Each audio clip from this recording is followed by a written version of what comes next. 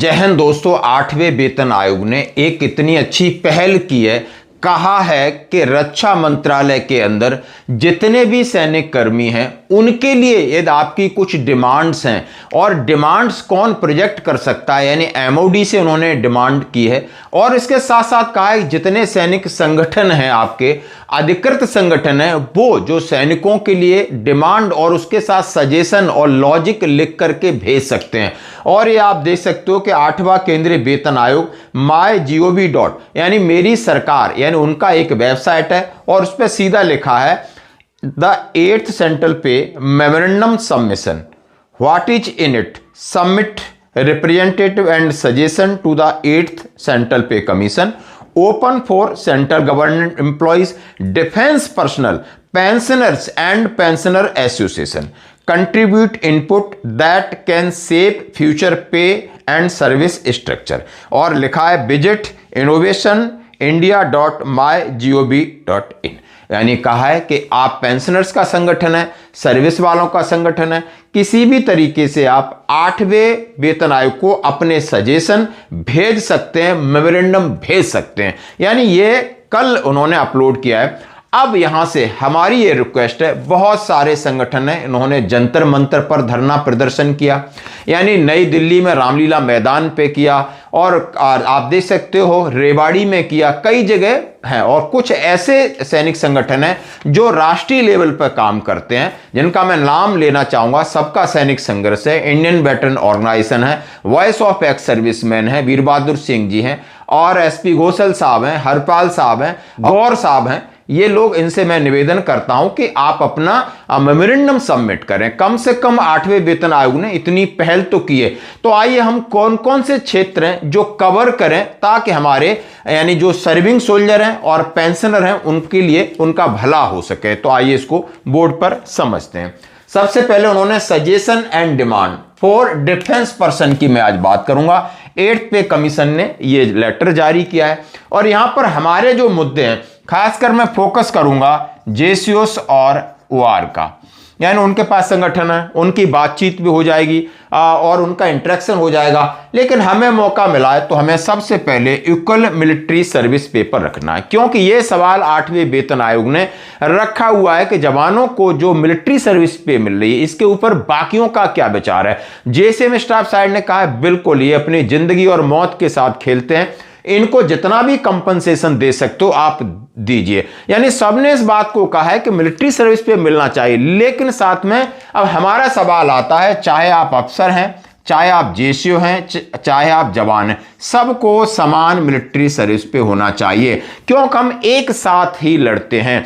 गोली यदि अफसर को लग गई, या जवान को लग गई, या जेसीओ को लग गई, यदि किसी को इंजरी होती है तो बराबर होती है, मौत होती है तो बराबर होती है। तो जो मिलिट्री सर्विस पे का बेसिक कॉन्सेप्ट है, हार्ट से बाला सबके लिए बराबर है, क्योंकि शरीर है, उसको दर्द भी बराबर होता है, भूख भी बराबर है और तकलीफ भी बराबर हो रही है, तो इसके साथ समान होना चाहिए। अब समान के लिए इन्होंने जो सजेशन किया है आप देख सकते हो, उसमें देखा होगा आपने, यानी 21,000, 18,000 और 12,000 इस तरीके का उन्होंने ले डाउन किया है। कितना भी दें, लेकिन हम चाहते हैं कि हमें समान एमएसपी मिलना चाहिए।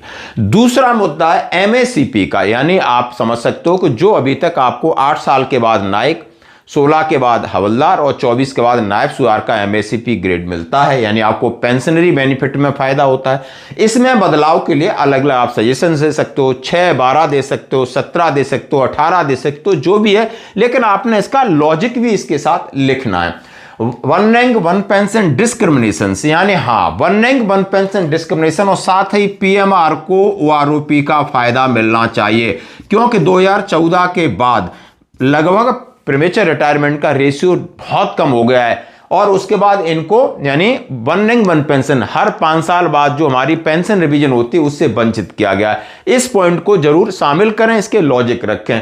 ओआरओपी डिस्क्रिमिनेशन में आपने देखा होगा 7th पे कमीशन के बाद 8th पे कमीशन के बीच में जितना आपको वन रैंक वन पेंशन का संशोधन हुआ है, उसमें आपने देखा होगा बड़ी ईमानदारी से कि किसको कितना फायदा हो रहा है, जवानों को कितना हो रहा है, जेसीओ को कितना हो रहा है, अफसरों को कितना हो रहा है। यदि आपको हमारी मदद चाहिए, कुछ और चीजें हमसे चाहिए, तो हम आपकी हेल्प करने के लिए तैयार हैं, इस तरीके का। फिर उन्होंने डाला है सीधा सीधा फैमिली पेंशन। इसको बहुत अच्छे से फोकस किया गया है कि 30% फैमिली पेंशन हो जाती है किसी सोल्जर की रिटायरमेंट के बाद, डेथ होती है उसके 7 साल के बाद।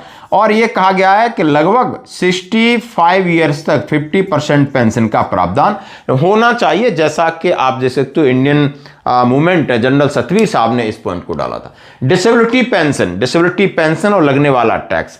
ऑनरी रैंक, यानी ऑनरी रैंक 2 प्रकार का दिया जाता है, आप समझ सकते हो। एक्टिव सर्विस में दिया जाता है, रिटायरमेंट के बाद दिया जाता है, उसका कोई भी मॉनिटरी बेनिफिट नहीं है। तो आखिर इसको क्यों दिया जा रहा है?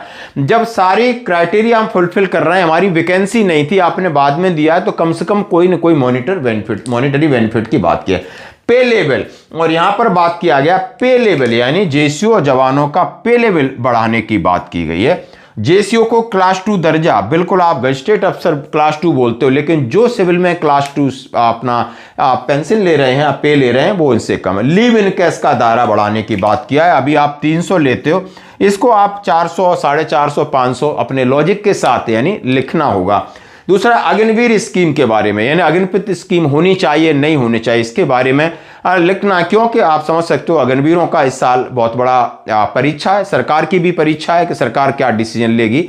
और साथ में दिया है कि बड़ी सिस्टम के ऊपर भी आपने डालना है। और fitment factor, common fitment factor होना चाहिए। और आर्मी के लिए आप क्या फिटमेंट फैक्टर सजेस्ट करते हो, ये मुख्य आपका मेन पॉइंट्स होगा। यानी इसके ऊपर अपना ड्राफ्ट आप बना करके सबमिट कर सकते हो, जैसा कि हमने कहा। धन्यवाद, और सभी से रिक्वेस्ट है कि थोड़ा बढ़ चढ़ करके हिस्सा लें। पहली बार आपको कोई मौका दे रहा है, पहली बार कोई इनवाइट कर रहा है, तो जरूर इकट्ठे हुइए, अपने लेवल पे विचार करिए, और विचार करने के बाद फाइनल ड्राफ्ट आपको इनके आयोग के सामने भेजना है, और आपको मीटिंग का भी मौका मिलेगा। धन्यवाद।